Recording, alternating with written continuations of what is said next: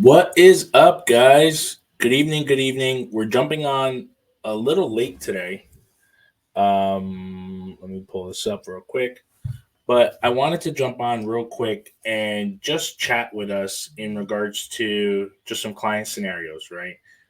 We're going to be doing these once every single Wednesday, as always. I think I'm lagging, so I'm going to switch cameras. Mm, Quality's not as good, but we'll work with this. Um, so what did we have going on this week, right? Employment data week, we dealt with a lot of different things in terms of how the employment market is. We're starting to see a very, very high shift with mortgage applications, which has been great. But that's the topic that's what we discussed yesterday. If you haven't had a chance, go to our YouTube channel and check out the videos that we shot with that. But what I really wanted to focus on today was actually discussing even deeper and even further in regards to another different client scenarios that we're going with, right? And the whole purpose of this is for us to truly go over what are some of the things that clients are still having issues with in terms of qualifications, right? And the number one thing that I commonly see that consumers have is they just truly don't know when they're filing their taxes and filing their tax returns. What specifically is it that is allowing them the ability or hindering them from being able to qualify, right? It is so critical for you that if you're a 1099 employee, you would have been 1099 for 2 years, right? So if you go from being a W 2 pay stub regular employee and you dive into now being a 1099 self employed employee, you need to have 2 years of that self employed income. Okay.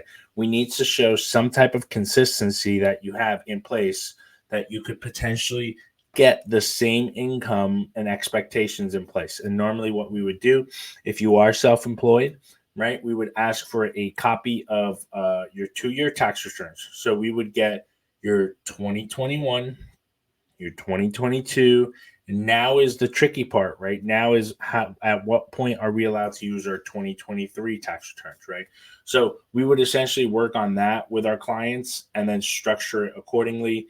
If more than likely many self-employed borrowers aren't, filing their taxes immediately, you're going to have the ability at the same time to wait, obviously, to have it filed, which is going to give you the ability at the same time to strategically file as to what works best for you, right? And that's the uber critical importance of making sure that you understand those are the necessary qualifications that is needed, right?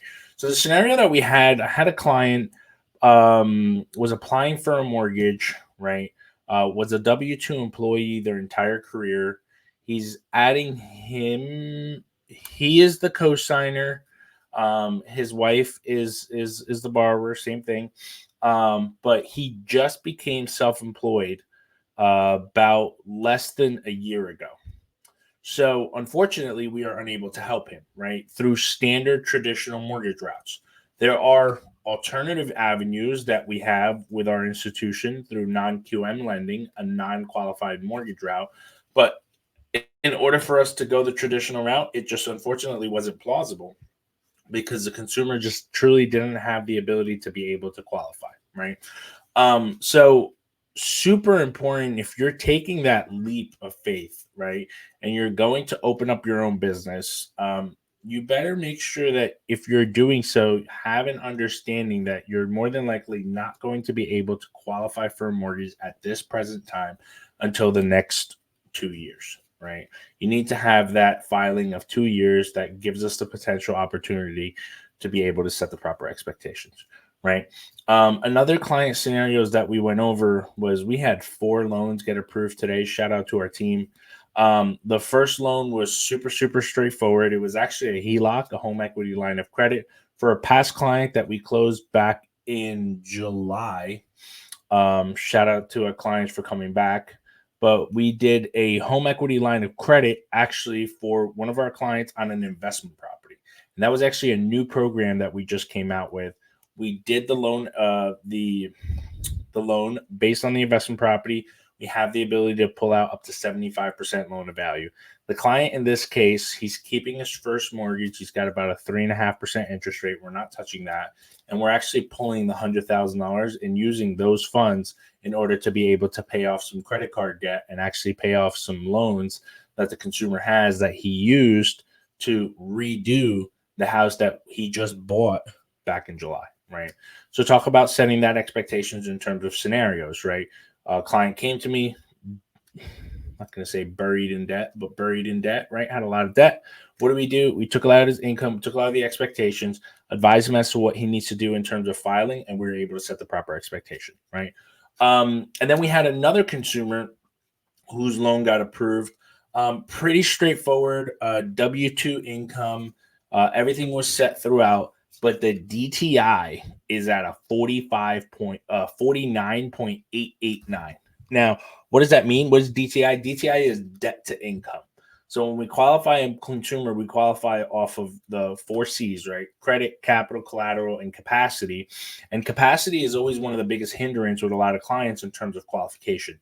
So what were we able to do? We were able to simultaneously structure the loan, find the right property, right? Stay hyper conservative on the income when we were qualifying the client, and we were able to get the client approved for the mortgage at a 49.889 back-end DTI.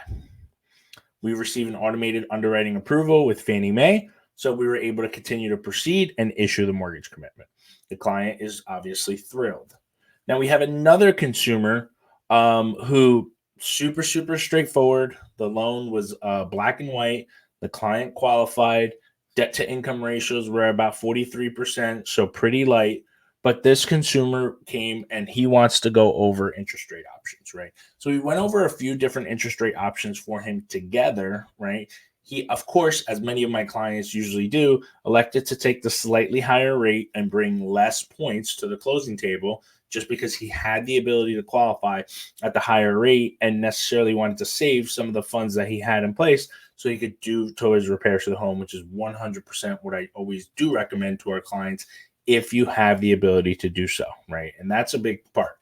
Some consumers do not have the ability to not pay that or not be able to explore those options. It is our roles as mortgage advisors to go over those options with our clients and set the proper expectations with consistency, right? And that's the biggest word that allowed us the ability this year and last year to be able to stay hyper competitive in one of the craziest markets was our consistency, not just from our file flow and stuff like that, but our consistency with our social media, our consistency with making sure we can get the deal to the closing table with true raw understanding that the deal actually works. And that is something that I deal with a lot of our referral partners, right?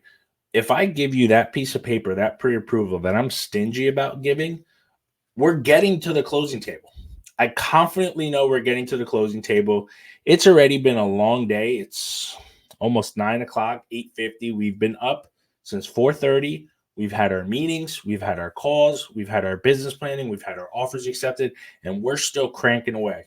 It is my obligation to work as hard as I can, not just for myself, but for my team, and answer my team's questions in seconds to make sure that they're getting the possible and the best possible support that we ourselves can provide, right? So, of course, we're going to do the exact same thing for our clients and the exact same thing for our referral partners, right? And then the fourth file that we had accepted was actually a non-QM loan, a non-qualified mortgage. It was a slightly higher purchase price, right? And we were able to structure it based on a 1099 loan, got the client qualified, unable to go the traditional route, which kind of sucked. But we were able to structure it through the 1099. Interest rate is slightly higher than we really want, but that's one of the risks of when you acquire a non-QM loan, and we were able to get the loan approved. Now, the other two offers that we did get accepted today, one is going to be a standard multifamily home. Income is there. It is a mother and daughter who are buying the house. Both are going to live in one unit, rent out the other. We're able to use 75% of the rental income, right? So there's a craziness, as I always been shooting some of my recent videos, the lay of the life in the gorilla, and going over the scenarios, because not every single deal is going to be black and white. God knows most of the deals nowadays, if they're black and white, I'm actually a little bit more triggered to say, did I miss something? So critical that if you're a consumer out there, a referral partner, or whatever the case may be, having the accessibility to professionals like myself, and there's great professionals out there as well out there, but having the critical importance in education and drive with the accessibility is going to allow you the ability to make homeownership possible, and most importantly, at the same time, allow us as the professionals to get the clients to the closing table.